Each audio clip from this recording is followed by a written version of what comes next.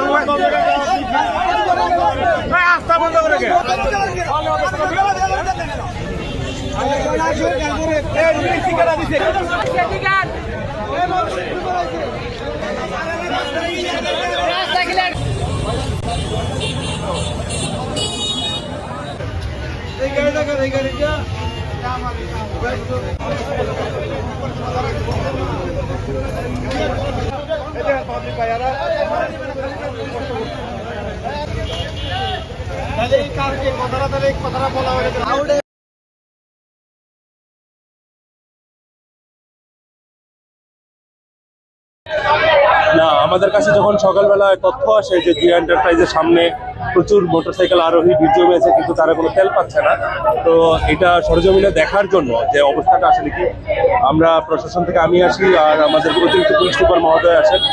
আমরা ভিতরে গিয়ে তাদের স্টক রেজিস্টারটা চেক করি এবং তাদের আসলে স্টক রেজিস্টারে তাদের দেখা যাচ্ছে যে এখানে কোনো তেল নাই, শূন্য, পেট্রোলের কোনো তেল নাই।